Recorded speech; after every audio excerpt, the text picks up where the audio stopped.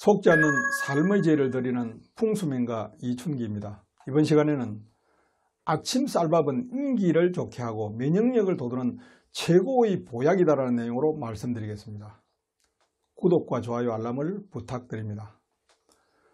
전통적으로 우리 국민들은 아침밥을 든든히 먹었습니다. 이것은 농업사회에서 힘든 노동을 하기 위해서는 배가 불러야 하고 허리 힘이 뒷받침되어야 하기 때문입니다. 식간에 배를 채우기 위해 새참을 챙겨 먹을 정도였습니다. 그러나 현대에는 아침을 거르는 사람들이 많습니다. 그 이유는 아침 식사가 바쁘고 번거롭거나 다이어트를 위한 경우가 많고 독신자들도 많은 것 같습니다. 아침 식사를 거르는 것은 건강에 도움이 되지 않으며 특히 젊은 시절 아침밥은 노후를 위한 확실한 건강보험이라고 할 수가 있습니다. 아침 식사는 집중력을 높이는 효과가 있으며 아침을 거를 경우 오히려 간식을 먹게 되어 다이어트에 도움이 되지 않는다는 것은 잘 알려진 상식입니다. 핀란드의 한 조사 결과에 의하면 아침을 거르는 사람은 그렇지 않은 사람보다도 흡연 또는 음주를 더 많이 하고 운동은 적게 함으로써 비만 가능성이 높으며 교육 수준 또한 낮은 것으로 나타났습니다. 그리고 부모가 아침을 거를 경우 자녀들 또한 부모의 생활 습관을 그대로 따라하는 것으로 조사되었습니다. 연구진은 청소년 때부터 아침 식사를 거르면 성인이 되어서도 같은 습관을 되풀이하게 될 뿐만 아니라 그만큼 건강에 무심한 식생활을 하게 될 가능성이 크고 흡연이나 음주, 마약에 더 쉽게 노출되는 경우가 많다고 합니다. 예로부터 밥이 보약이라고 했듯이 특히 현대인들에게는 다소 불편하고 번거롭더라도 아침을 챙겨 먹는 습관이 건강을 지키는 길입니다. 현대인들의 쌀 소비량은 매우 적습니다. 그런데도 잡곡밥을 권장하는 사람들이 많습니다. 실제로 쌀을 적게 먹고 있는 건강한 사람들에게 잡곡밥은 유익하지 못합니다. 근래에는 장의 길이가 긴 한국인들이 육식을 많이 함으로써 대장 질환이 급격히 증가했습니다. 대장벽에 낀 지방을 가장 효과적으로 배출시킬 수 있는 것이 흰 쌀밥입니다. 그래서 하루 동안 섭취한 음식을 배출하고 난 뒤의 아침 쌀밥은 가장 탁월한 장 청소 도구가 되는 것입니다. 장을 깨끗하게 유지하는 것이 건강과 장수를 위해 가장 중요한 일임은 잘 아는 사실입니다. 보릿고개의 힘든 경험을 가진 분들은 배고픔을 달래주었던 소중한 식량이 보리였음을 잘 압니다.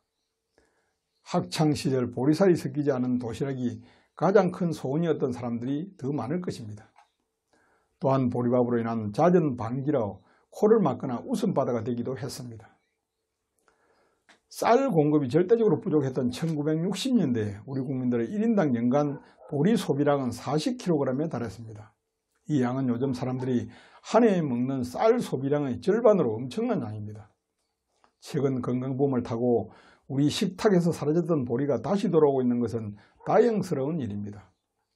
보리로 만든 빵이나 피자, 라면, 음료, 화장품까지 다양해지고 있습니다. 그렇지만 맛이 없다, 소화가 잘 안 된다는 이유로 보리를 기피하는 사람도 있습니다. 보리에는 겉보리와 쌀보리가 있으며 쌀에 섞어서 쉽게 밥을 지을 수 있도록 가공한 보리도 있습니다. 보리밥은 특히 비타민 B1이나 B2가 쌀밥보다 많아서 각기병 예방에 좋고 섬유질이 많아서 변비에도 효과적입니다. 또 단백질 등 전반적인 영양가가 쌀밥보다 우수한 것으로 알려져 있습니다. 보리는 장의 연동운동을 도와서 변비를 없애주는 식이섬유를 많이 함유하고 있습니다. 통보리는 21%, 보리쌀은 11%에 이를 정도로 섬유질이 풍부해서 쌀 1%, 식빵 4%와 크기에 대비됩니다.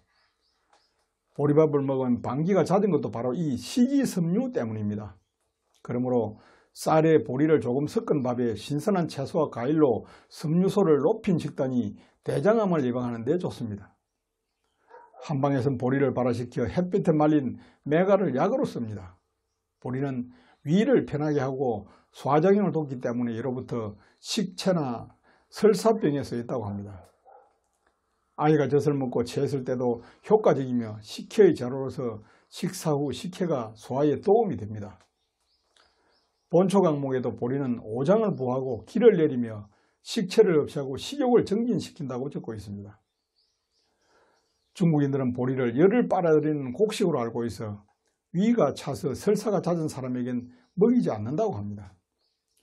쌀과 보리를 7:3의 비율로 섞은 밥의 열량은 쌀밥과 별 차이가 없으나 보리밥은 꼭꼭 씹어 먹어야 하므로 쌀밥에 비해 식사 시간이 길어지며 적게 먹어도 포만감을 얻을 수 있는 장점이 있습니다.